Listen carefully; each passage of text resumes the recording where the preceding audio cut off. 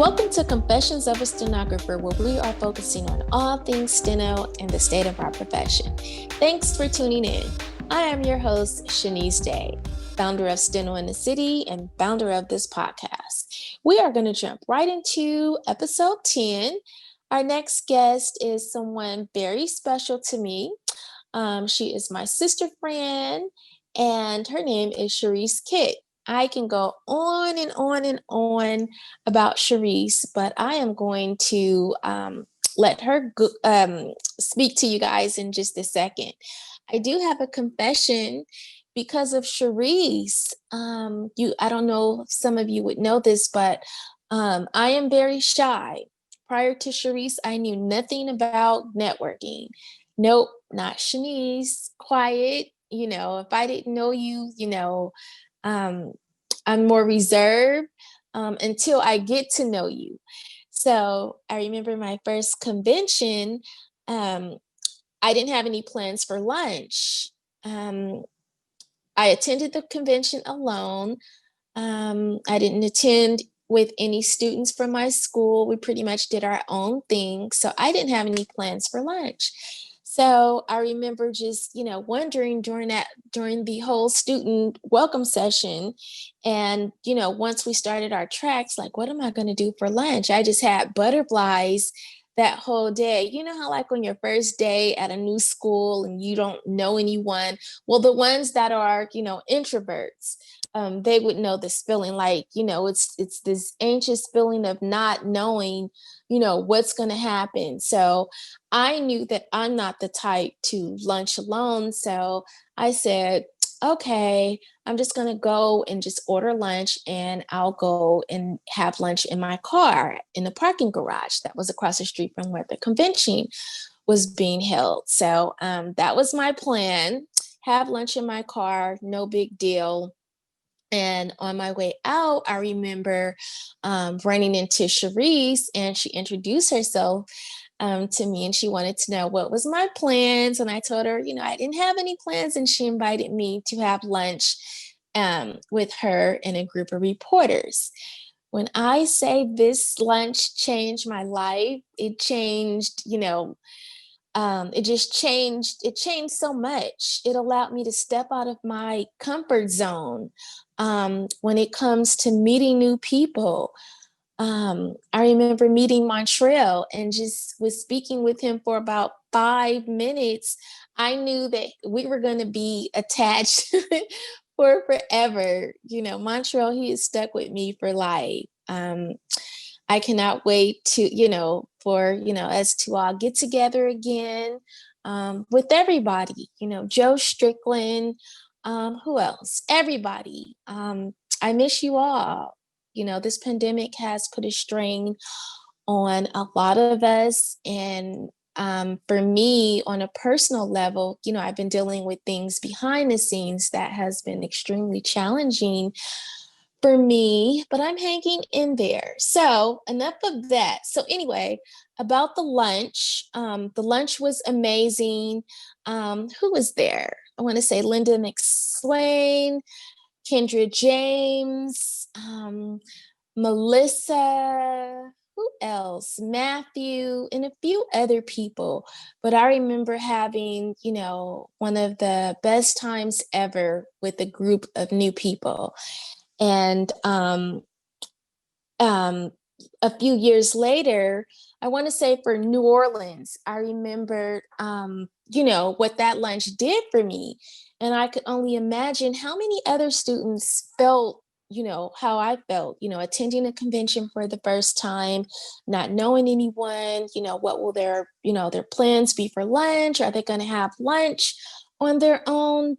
So I wanted to, okay, how can I pay this forward? A reporter did it for me, so now it's time for me to pay it forward to other students.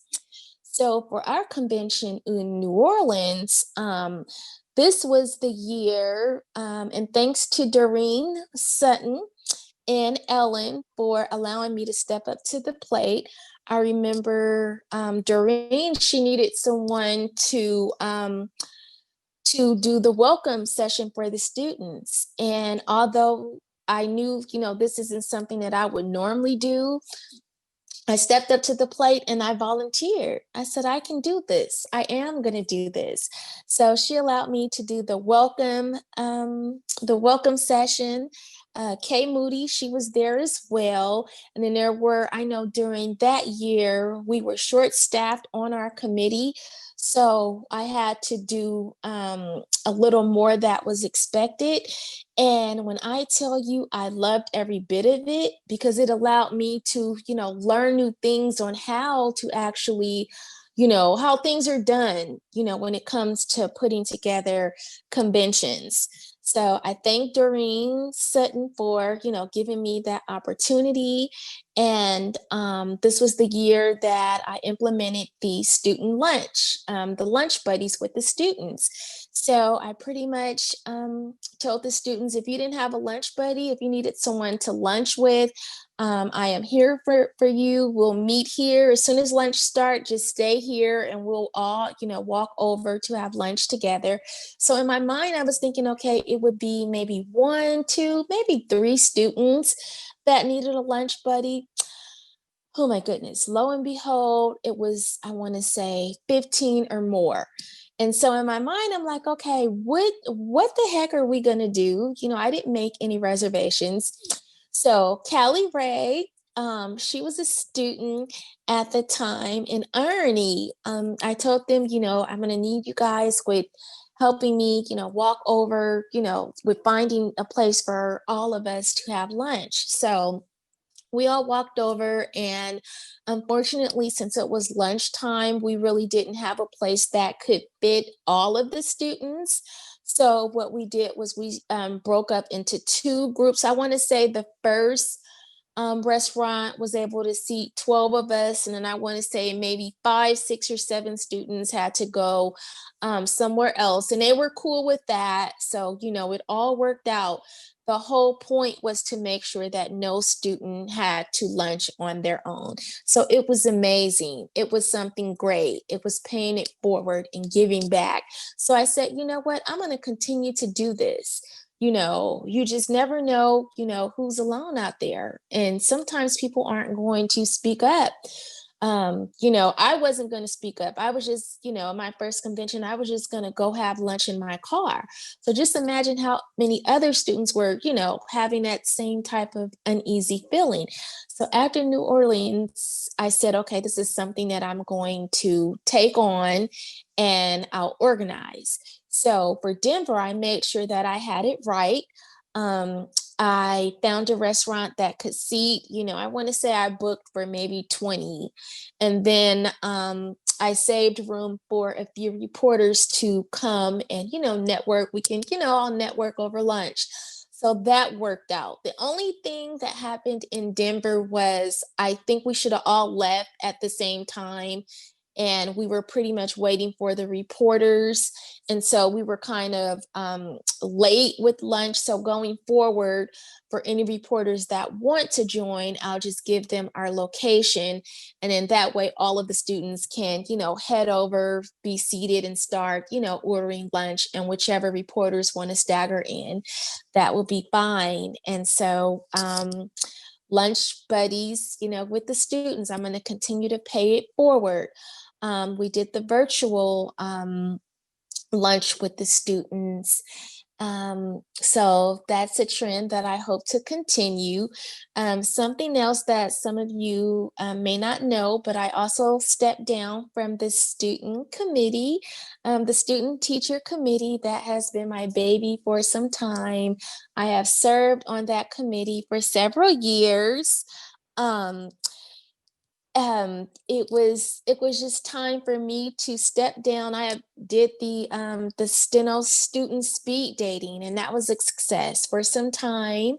um I missed that committee, but it was just time for me to, why don't you just walk away, but let Ellen know that if she need you for anything, you're just a phone call or email away. So I went ahead and I stepped down, and, not a bad thing, but just so others can step in and, add their vision or new ideas that they may, have for the student profession. So I do hope to keep my student lunch buddy thing going on. That's also a time, another thing when I decided, to do this during this lunch, most reporters, they're catching up with their old colleagues and, everyone is running out to do lunch with their with their old friends or whoever they met on, social media. This is that hour and a half or hour and 15 minutes where, you get to do you and do whatever you have planned. But for me, it's all about remembering the students that are there on their own, the students that were just the students that were just like me, not sure on what they would do. So I hope to continue that. Okay, so I can go on and on and on. So let me go ahead and introduce you to our next guest. Ladies and gentlemen, give it up for Charisee Kitt. Hey, Charisee, are you ready to confess? Yes, I am. Do your thing. Hi, thank you for having me. I am Charisee. I live in New Jersey and I am a court reporter in New York City with the New York State Supreme Court system. I have been a reporter going on 28 years. Yay. Never thought I would be here this long, but I am. I have been an official with the New York State Supreme Court system for about probably 15 years. I have worked in the courts of Georgia in the Fulton County Superior Court. I worked there for about 5 years, my short stint living in Georgia. I have been an official with the Eastern District of New York Federal Court. I worked there for almost 5 years.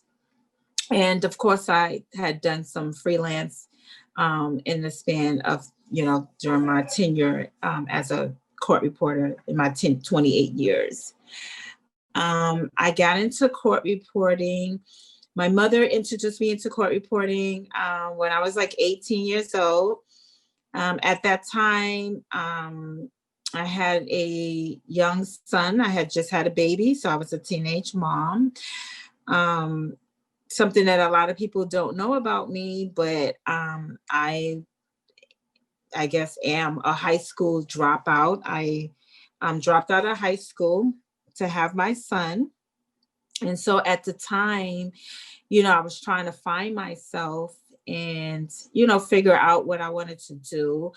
I needed to get my GED. At that time, I had enrolled in a college that offered, if you had done 24 college course credits, you would automatically receive your GED. And so I was going to school at night at that time. And at that time, I was taking up accounting. I was kind of good in math when I was in high school, and I thought I wanted to be an accountant.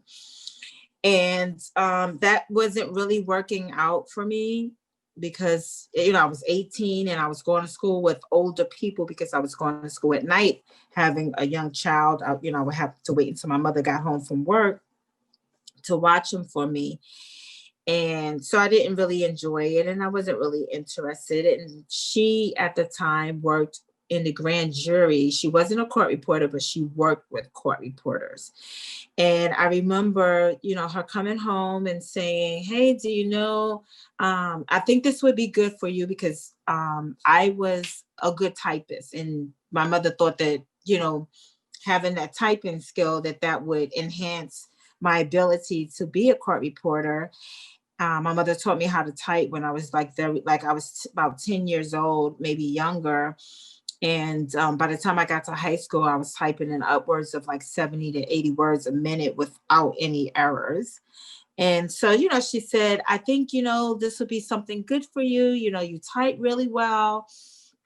And plus you're just like so inquisitive and working in court and hearing all of these cases And so she said, have you ever heard of court reporter or stenographer? And I had never heard of such a thing. And I was like, no, what is that? And she's like, oh, it's a little lady who sits in the courtroom, and she has this machine and she types on it, and there are little dots that come up, and they teach you how to understand the dots.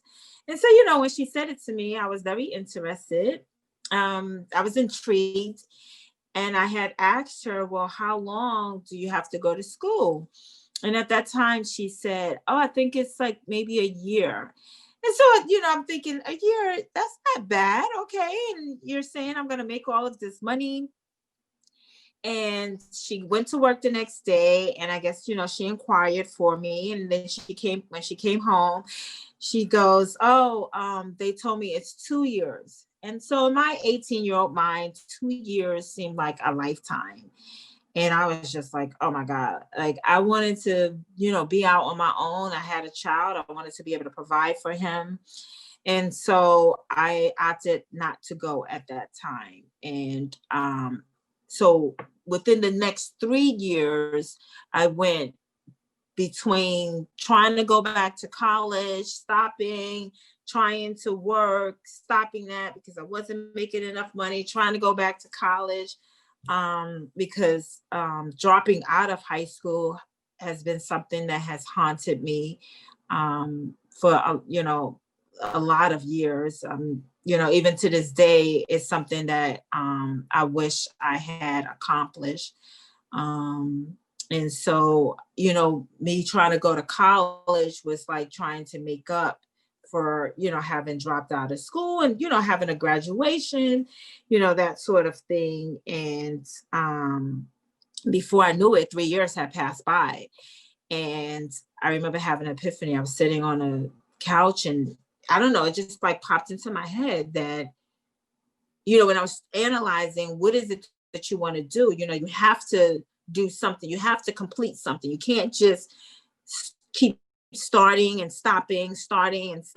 You got to make up your mind. You got to figure this out, because by that time I was like 21. And, when you turn 21, it's like, oh my God, I'm officially grown. I'm like really grown now. I'm of complete legal age to drink and, all of those things. And so, you feel like, it's time for you to have accomplished something. And it came into my mind, like, what my mother had suggested it to me. And when I thought back, I was horrified. I was like, oh my God, like that was 3 years ago. And I am in the same spot that I was in when she introduced it to me. And so I remember thinking, had I started when she told me, I would have already been working possibly for a year and probably out of her house.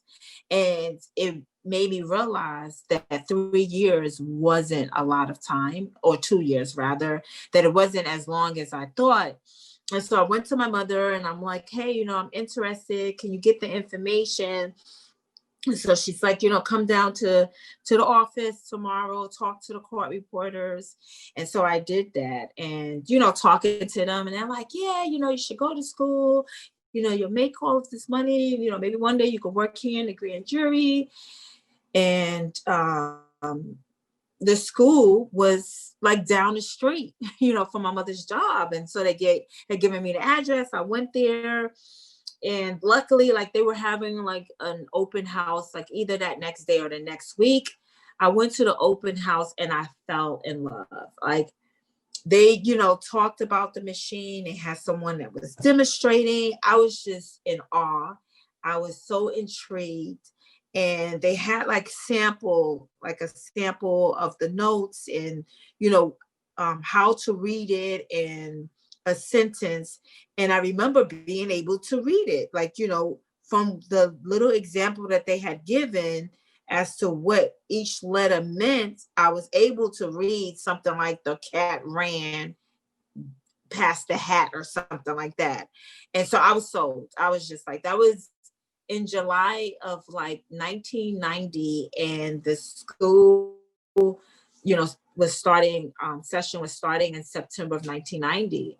And in September of 1990, I walked through the doors of Stenotype Academy at that time. I think they were like located at like 291 Broadway or something like that. And I went, I was in school, but I still didn't really have the discipline at the time, really the wherewithal of, being dedicated and, going to school. I still had a young mind to a degree. And I say that, and what I mean when I say that is, I went to school thinking, you just go to school and you do your homework and you do your lessons. So in the beginning, practicing, even though they kept saying practice, practice, practice, it really wasn't resonating with me at that time. And so I just did what was required of me. Going to school, doing the homework. Of course, in theory, there wasn't really, there was some tests, but I wasn't in that practice mode yet. And as I said, I had a son. I had my own apartment. I worked full time at a department store that was very demanding at the time. And I remember when I got out of the theory class, and the first class out of theory was like 40 to 60 words a minute. And again, like I said, I went to school, but I missed days too. And, when you miss days in court reporting, you can miss a lot. And I remember, I think like when the semester started, I must have missed like a few days in the very beginning. So I missed the introduction of the class, like what was required, how the class ran, what you needed to do to get out of the class. And so I remember, like in a class doing the lessons and stuff. And I remember the teacher giving the test and me feeling like, okay, the 40, yeah, I felt like I got it. Oh, the 50, yeah, I felt like I got it. 60, yeah, I felt like I got it. And then one day I looked around the class and I realized like, okay, where's everybody going? Like some people are missing. And I remember like, talking to someone sitting next to me and like, asking her like, where's so-and-so and where's so-and-so? And she's like, oh, they're in the 70 to 90 class. And I'm like, really? Like, how did they get over there? And she's like, they passed their test. And I'm like, well, how do you pass a test? Like, how do you know that you passed the test? And she's like, you type it up, you give it to the teacher lets you know whether or not you pass or fail. So, I have been sitting in this class for a couple of weeks. It's funny now, but it's embarrassing too. I have been sitting in this class for a couple of weeks, thinking in my head, like, okay, yeah, I'm at 40. Okay, yeah, I'm at 50. I'm at 60. But I had never turned in a test. And I was just like, oh my God, like, how did I miss that? And, so of course, after that, I started, turning in my tests. And, I was slowly going through school. I was passing those tests. I would say like probably from the 40 to 100. I probably was going at a normal pace once I realized that I had to type up, my tests and get them graded. When I got into the 100 to 120 class, I think I had gotten my 100 and probably my 110. I don't remember how long it took me to get those two tests, but I remember being stuck at 120. Like I just couldn't get over that little hump, that threshold. And, I'm just in my la land kind of thing. And, just going to school every day, thinking, yeah, I'm doing something in life. And where my class was located, I had a teacher, her name was Miss Johnson at the time. And where the class was located, diagonally across from there, was the last class, which was the 200 to 225 class. And I began to see people who I started off with going into that class. And I remember feeling like, what the hell is going, like, they're in the last class? Oh my God. And or asking someone, what happened to so-and-so? Oh, that person graduated. And I'm in the 120 class. And I'm like, what? And they started with me and or coming across people who started after me who were passing me. And so I had to do an analysis again at this time in my life. And I started going back and counting the months that I had been in that class. And I was floored when I realized that I had spent 9 months in that class. So I had to have a talk with myself. And I was just like, listen, like, what are we doing here? We are setting out to try to accomplish something in life. We don't want to continue to be a failure. But if we keep going at this rate, we're never going to make it. And I had made myself a promise when I went to court reporting school, because I had been like going to college and stopping and going and stopping and working and, not really getting very far. I had made a promise to myself that whether or not I liked court reporting in the end, that I was going to finish, that this was going to be something that I was going to finally complete in my life. Whether or not I actually do the job, if I like it, don't like it, it didn't matter. I was determined to finish something in my life. And so I had to put those bootstraps on and just like, okay, like we're not going to do this. Like I have to sit down. That's when my real practice started, where I would be up like late at night, 1, 2 o'clock in the morning, just practicing because I was just determined to get out of this class. And when I finally made it out of her class and went into the 130 to 150, I said, I'm far behind now. And so I set a goal for myself. I believe in setting goals because if you set a goal, you're holding yourself accountable, and it's almost like something that forces you to set out to complete or to do what you set this goal on. And so I said, I am not going to spend longer than 6 weeks in every class, because by this time I'm at the 2-year mark of school. And of course, like when you first start court reporting school, they're like, oh, 2 years or less. And so now I'm at the 2-year mark, or a little bit past the 2-year mark. And I was just like, I can't continue, to do this at the pace that I'm going. And so I said, I have to finish within 6 weeks of any class that I go into. And so by me setting that goal, I made sure that I practiced. I made sure that I listened to tapes, that I did whatever it took to get out of that class. And so from that point on, I didn't spend more than 4 weeks in any class, really, which was, great to me. And so every class I made it out within that period that I had set out that I wasn't going to do longer in. And I remember when I got into the 160 to 180 class, which was the class right before the last class. And I wanted this teacher, Miss Gorman. She was a great teacher. She reminds me of Lily Tomlin. I think that's her name. And she was a hard teacher. People, would run from her class. Like, no, they wanted the easier teacher. I think her name was Miss Santiago. She was a little easier, but I wanted that challenge. I wanted, something to push me. And I, and my goal, a lot of people, when they got into her class, got stuck.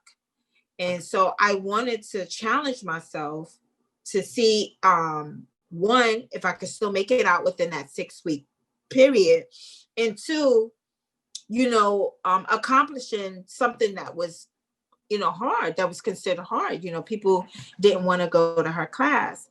And I remember the first test I took in her class, I think it was like the first day I had started, or, within that week. And it was a car accident case. And, I took the test and I'm like, oh my God, like in the middle of the test, like in my head, like I'm getting it.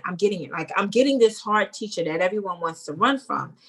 And, at that time, when you would take your test, you would take it down, then you would type it. And then the teacher would read the test out loud to the class. You know, you had your certain time period that you had to transcribe the test, and then you would come back if you felt like you passed. Then the teacher would read aloud to the class the test, and you would put in the corrections and stuff like that. And so I can't remember how many errors you're allowed at 160, but let's just say it's like 32 or something like that.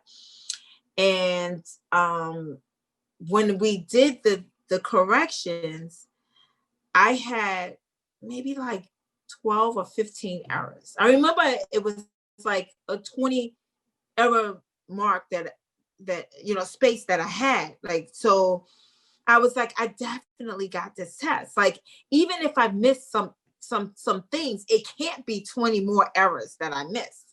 I remember feeling like so happy and so proud, and so if you pass the test and you handed in the test, and then the teacher would go over the test, just to make sure that you pass. And I remember passing somebody's test, a desk, and their test was right there on their desk, like they hadn't passed. But I remember walking by and seeing the word break on their test, and it made me stop in my tracks, because break was spelled BRAKE, which is the right break. But it made me stop because I realized I put the wrong break. I put BREAK. And I remember thinking, please, God, please don't let there be 20 breaks in this test. So I went back to my seat. I went through the test. There weren't 20 breaks in there. There were about 30 breaks in there. And that made me fail that test. So I had the speed, but I wasn't using the right words. And I can tell you that from that day on, I have never, ever used the wrong break again. But after that, I finished school, and in May of 1993, May 21st, I finished school on a Friday, and I started with a freelance agency, Diamond, in Brooklyn, on that Wednesday, the following week. I remember having an interview and being hired, and that was the day that I started my career. Freelancing was a challenge. Back then it was much different than it is now. I didn't make a lot of money in freelance. My goal had always been to go to court. My dream was to work in Supreme Court in New York, and then eventually go on to federal court. Federal court was, it was my dream to go as high as I could in this profession. I set a goal that I wanted to be the best that I possibly could be. I wanted to have opportunities. I had a mentor that had told me that one time, and he, said, you want to have opportunities. You want to be able to make choices and not have choices made onto you. You want to be the choice maker and not the opposite. And so I had always set out to, want to get certifications. I think that it's important to be, certified. It doesn't necessarily mean that you are so to speak, for lack of a better word, above anyone, but it does set you apart from those who don't pursue it. And I'm not knocking anyone who is not certified or, feel that they don't need it, because actually in my state, in New York, you don't need to be certified to work there. But I just knew that for me, I wanted to be certified. For me, having a career, which means it's a profession, and I was taught to look at it as such, and to put yourself on the line of being a professional, a doctor, a lawyer. And those are people that you would never go to a doctor who didn't continue his education after he came out of medical school. And the same, with an attorney. And so I just, held myself to that esteem and wanted to always improve myself when it came to this profession. And I wanted to be where my resume would speak volumes for me, before I even walked through the door, basically. And so I can't remember. I think I started taking, I don't have all my certifications are at my job. Everywhere I go, the first thing that I do is hang my certifications in my office. I don't set up my desk. I have a chair. My chair may still, be boxed. The very first thing that I do is put my certifications on the wall because I'm so proud of what I have accomplished in my life, especially coming from where I came from, being a high school dropout and, getting the certifications, when I was going to get my RPR, I remember feeling like, oh my God, like this test is like so hard. Like not just the machine. I know eventually I can get the machine, with practice, I'm going to get it. But I remember taking the written and just thinking, oh my God, like you have to know so much. And I don't even know how many tries, because it was so many years ago that I took that test. But I remember it took quite a few times of me taking that test, before I pass it.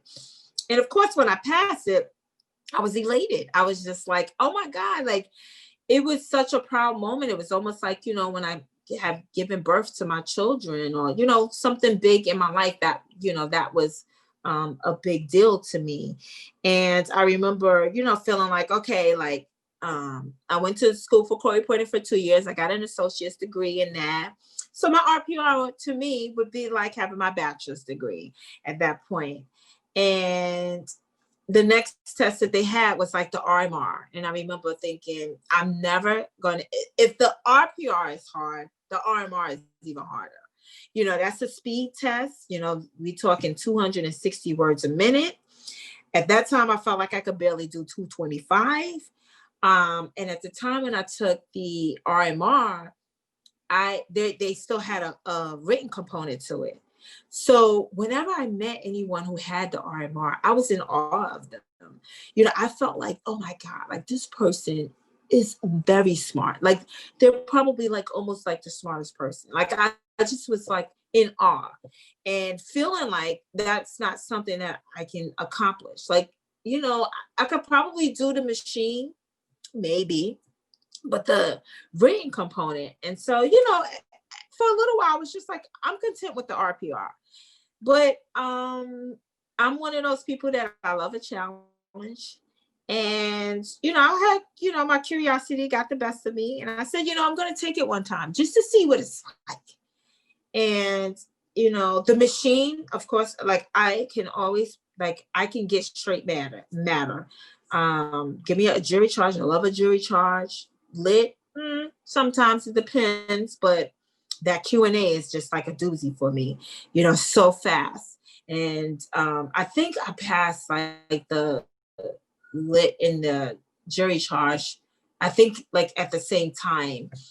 And when I took the written, I was just like, you have to be like a scientist. Like they ask you questions that have nothing to do with court reporting. I'm like, why do I need to know these things?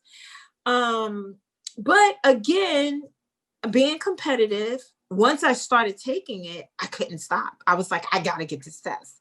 And so I just kept studying and practicing until one day I got it. I was so elated when I passed that written test.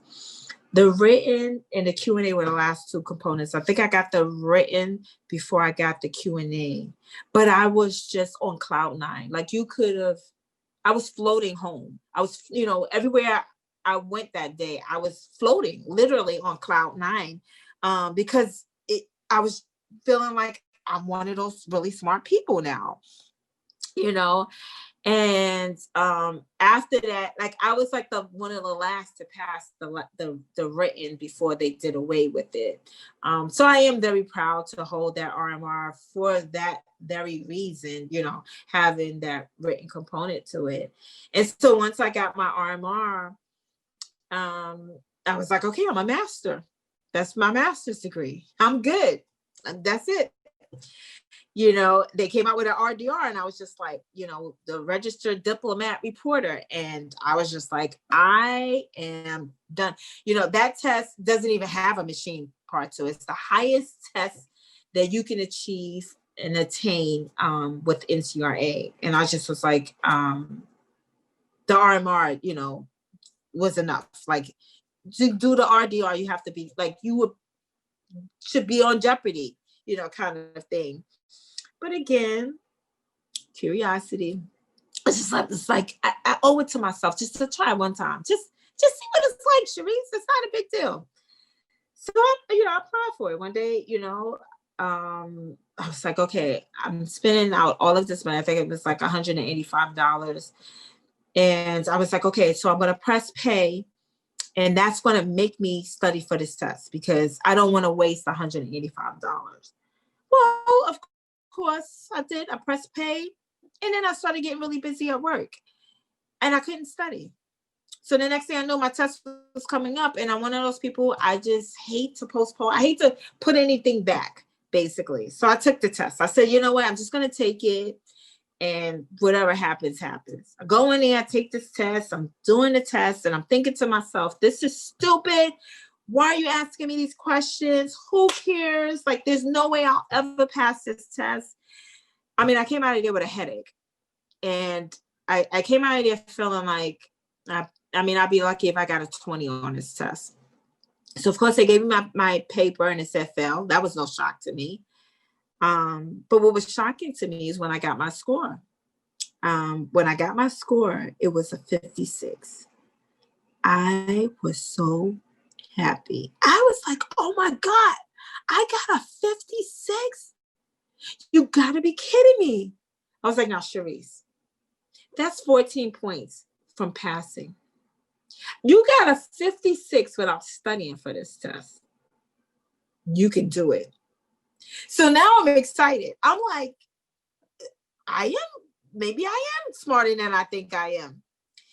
So I applied for the next test when it came around again.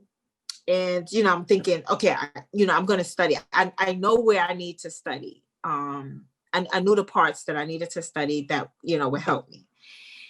But this was this year. I took it in July.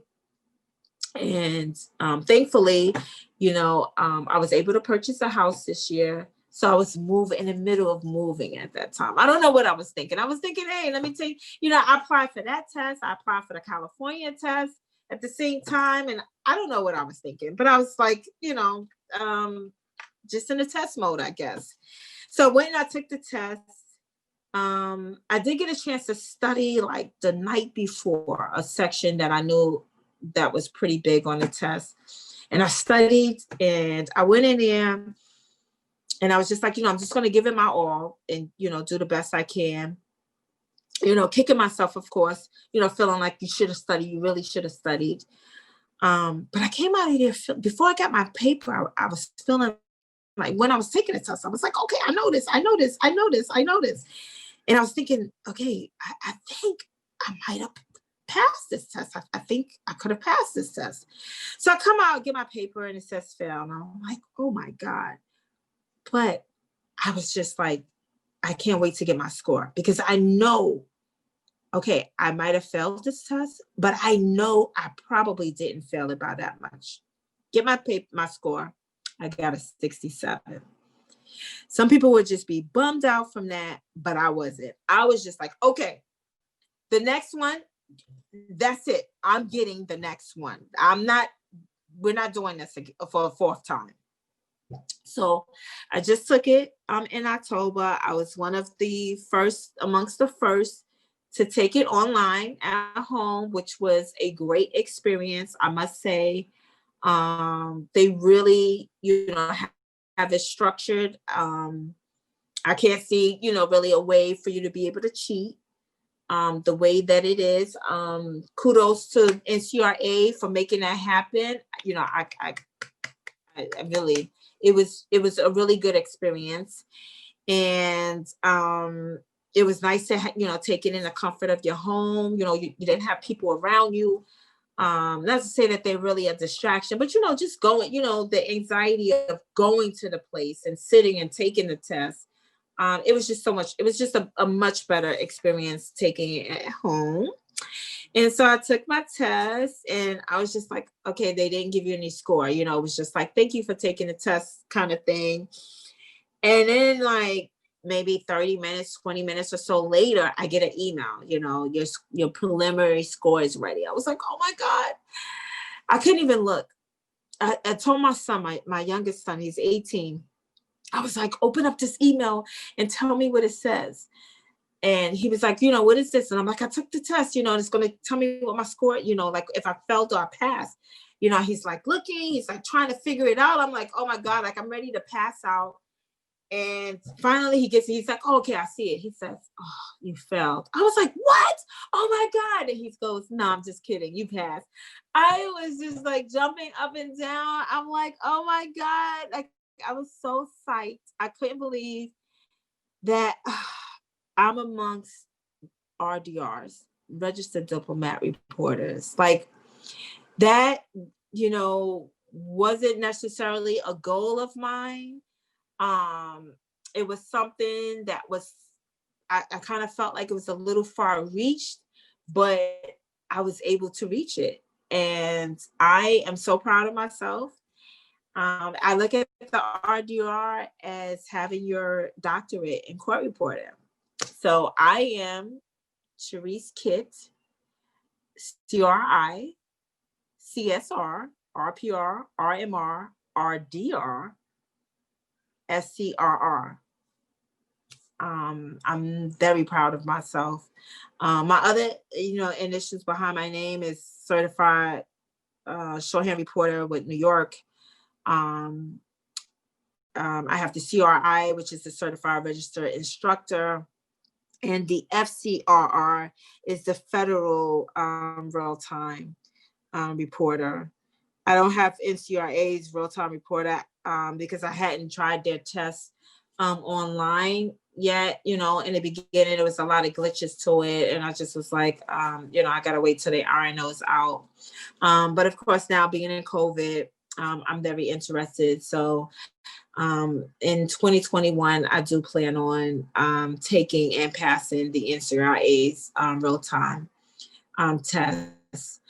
In July, I decided to take the California test, thanks to Shaunise, who reached out and let myself and some other reporters know that for the first time they were giving their tests online.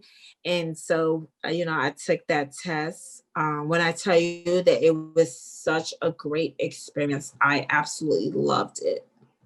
I really wish that NCRA would perhaps implement that testing module where it was a video, live, a video of people, speaking, with their name at the bottom of their, faces.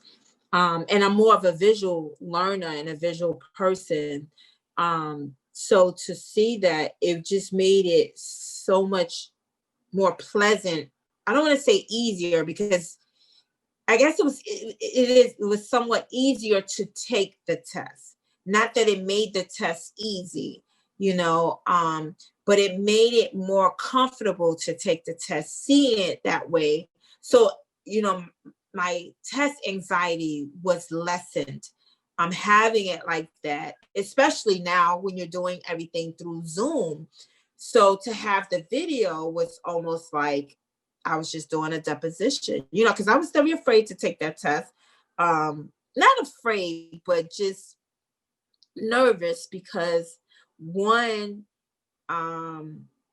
it was 10 minutes long. I think that that's like the longest test that I've ever taken. So I didn't know how I would be able to handle that length of time for a test at 200 words a minute, because when you're taking a test, you're tense, you're very tense. I almost feel like I've been writing all day for just 5 minutes. So having it for 10 minutes and for voice, and it was a true for voice, I was a little, I went into the test with some trepidation, but it being on video, I was able to calm my nerves faster and just relax and look at it as a job, that I'm actually just, doing a job. And so I am happy to say that I did pass my machine part.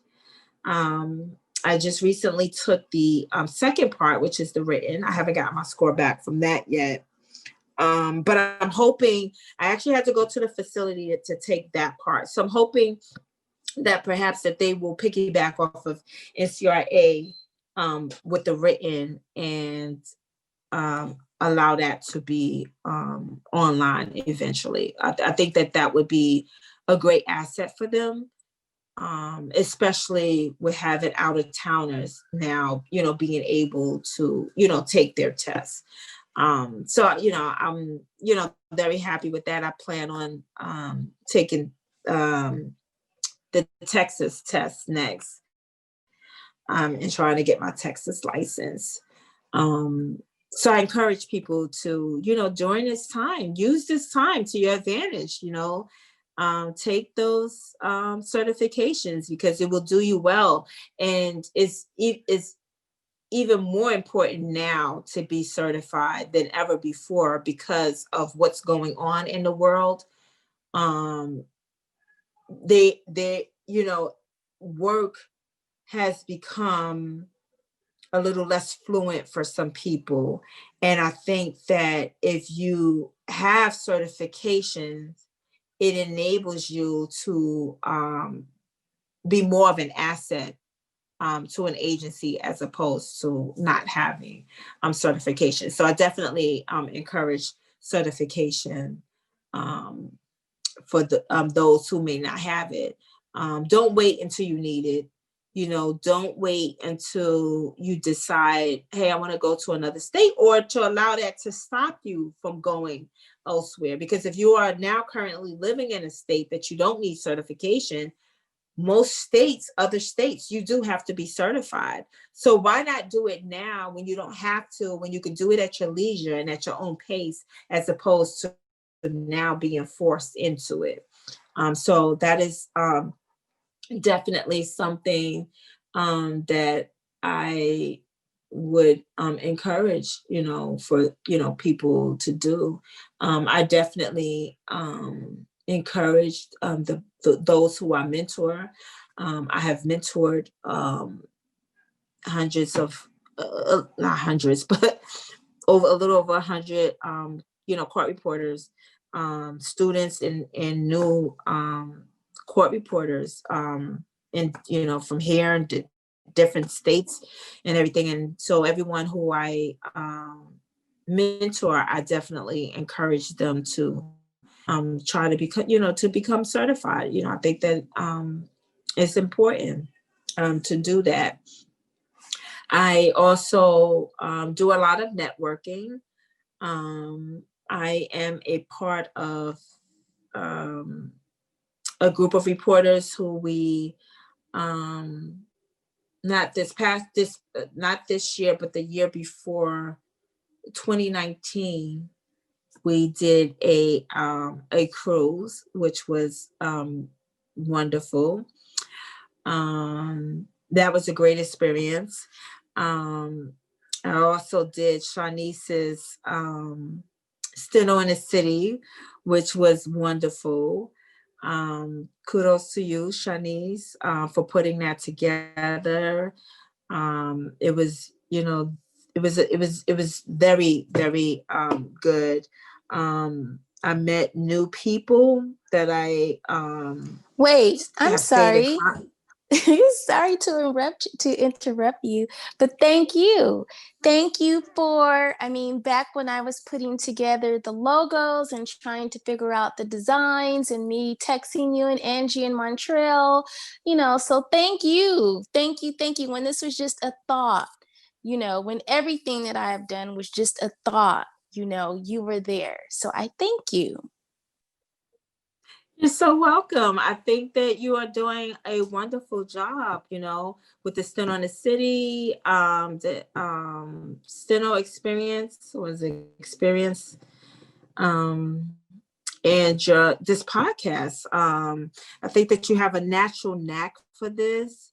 You're definitely a great asset to the profession in what you are doing and what you are trying to do in your vision and what you're doing. It's a great thing. Thank you. Um, And wait a minute, remember with this podcast, remember that it was a Sunday. I remember it clearly.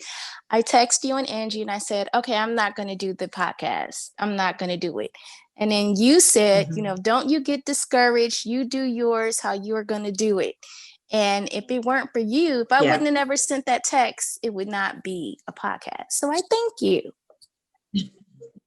You're so welcome. I'm happy. I really try to encourage people, you know, um, to to push forward with whatever it is that you're trying to do.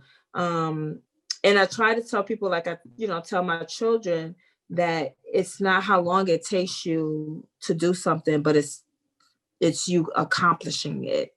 When my certifications that I have on the wall, they don't state how many times I took those tests, or how many times I failed, or how long it took me. I got them. That's all that matters, And when I'm speaking to court reporting students or anyone who's going for certification, that's what I tell them. It's not how many times you fall, it's how many times you get back up, basically, at the end of the day. So I'm glad that, I was able to inspire you into, going forward with your dream, because look at, what you're doing right now, and how many people you're helping, and or encouraging, and, getting this information out to people. So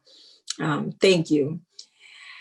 So, us being in the world of the pandemic right now, um, I know for myself, I have tried to use this time to my advantage, and I encourage others to do, to try to do the same.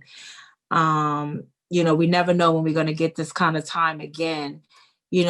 I know that this is a frightening time, because in the beginning it was kind of scary for me. I didn't think that this thing would last as long as it did. In the beginning, I was just like, oh yes, time off from work, free time off from work, kind of thing. And then after a month, I was like, okay, this is kind of long. And then 2 months, I, started, you know, becoming my anxiety, started acting up, and, it was just like, get me out of here, kind of thing. I'm ready to, I felt almost like being in prison, but without any bars, and just, confined. And my mind was, going. And, I thought, for a minute that I was going to go a little crazy, it was becoming, I was going through so many emotions, where I had to like call people and have people kind of like talk me off the ledge, for lack of a better word.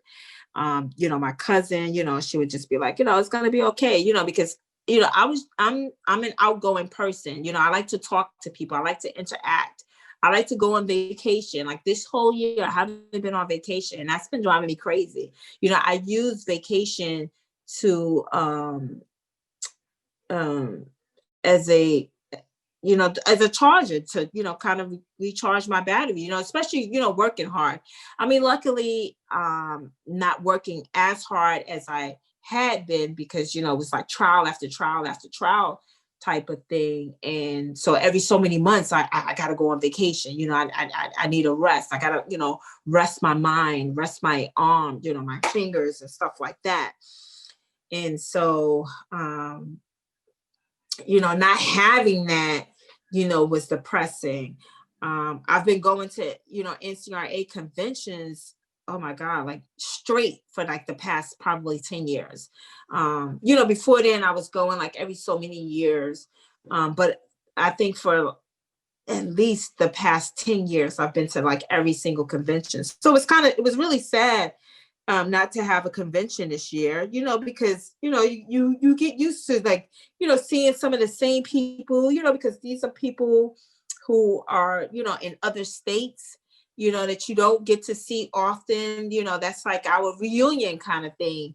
And then you get to meet new people that you had never, connected with before, and now having, new connection. And the conventions for me are a charge booster, when I'm beginning to feel down, sort of like complacent or like, okay, I'm getting a little tired, like, the redundancy of this profession sometimes. But then it's like when I go to the convention and I'm learning new things, and, other people, when they're talking about what they're doing that you didn't even think about that you can do, or, I come back and I'm like so excited. So it's like a charge, and so we didn't get that charge this year. I mean, I know that they had it, virtually, and that was good, but it's not the same. For me, I'm a hands-on kind of person. Like I said, I'm a visual learner, but I also need interaction. Like, it's really hard for me, like, to go to school online. Like, I tried that. I need to be in a class, so it's the same for the convention. I need to feel the energy of everybody, in the room, So, if there's anyone out there that's like I am, I feel and know what you're probably going through. So, going, there's some people that are not part of, like the social media. And I get it, because it can become addictive, time consuming. But I think that in this era of what we're going through, that it's a good outlook, source, not to just go on there and nilly-willy, looking through news feeds and stuff like that, but to become part of groups for networking, if you're a student, to be a part of all of the anything that deals with students, new court reporters. And if you can, in the beginning, I mean, now I've gotten a little bit busier, but I'm going to try to get back into it, because in the beginning I was doing like Zoom meetings with people, so that we could come together. And we were doing like Martini Mondays, and, talking about what's going on. So, if you haven't done those type of things, maybe you can start something where you are bringing, like people together. There's some people that don't have any kids at home or anybody at home, and you're at home alone. And so that's why I think that, that would be good for you if you haven't like joined some of these groups that are on Facebook, because, people are coming up with new ideas and new things to do to, keep us together. That's one of the bad things about the pandemic, is that it's separating us, it's keeping us apart. And so we're not, we're becoming disconnected. And so we have to fight to keep that connection. So we got to come up with ideas on keeping us connected and being able to see each other, and still do things together, even if we can't be in the same city, town, or, at, a convention or things that we're used to. So I would encourage, people to come up with, some ideas. And sometimes it doesn't even have to deal with, be with court reporting, because some people, feel like, okay, court reporting all day, the court reporting at night socially. No, come up with, ideas with, if you're into sewing, if you're into drawing, coloring. A friend of mine got me into like doing coloring, adult coloring. They have adult coloring books, and I started doing that. And it, kind of passes the day, and it gets your mind off of what's going on, or, the worries, and, sitting there and picking out colors, to, color the bird, or, the leaves and stuff like that. So, do stuff like that. And you can even form groups, with that. And, if you have a some other type of skill, form a group, and help people to learn that skill. Those who may not know how to do it, and those who do, and you're now forming a group, a sewing group, a coloring group, karaoke, whatever, whatever your pleasure is. I would say to try to form groups, and so you have the camaraderie of interaction with people during this time. Yeah, so I look forward to seeing some new groups forming to be a part of. If anyone would like to contact me for anything, I'm always there to help. That's one of the other things in court reporting. When I first started court reporting, we didn't have like networking. There wasn't the internet didn't exist at that time, really. And I remember really struggling in the beginning, and it was like do or die, sink or swim, and failure just wasn't an option for me. This was like my first like real job, and especially it was a career. And so I just had to learn by trial and error, and just pushing forward. And so I made a promise at that time that once I got it, once I felt like I was good at what I was doing, that I can pass on some knowledge to someone else, that I would. Although this job is quote competitive, and I am a competitive person, but I always also feel that whatever is for you is going to be for you. So I always extend my hand out to those, and help them. If I know about a job, you're going to know about it, even if I'm going for the job. If I know how to do something, you're going to know how to do it, if you want to know how to do it, if you need help with anything. So if there's anyone who need any help, tutoring, if you just want to talk to somebody, I'm here. You can email me. I'm at Miss Kitt, MS as in Mary, S as in Sam, KITT as in Tom, 112969 at AOL. Just make sure that you put in the subject line like court reporting or something, so that I know it's not any type of spam. Yeah, so thank you, Shaunise, for having me. This has been great. I hope that I was able to help somebody, even if it's one person. And thank you. I really appreciate being here. Thank you. Thank you so much for doing episode 10. I appreciate you. I love you. And you're just so amazing. And I will talk to you soon. Thank you.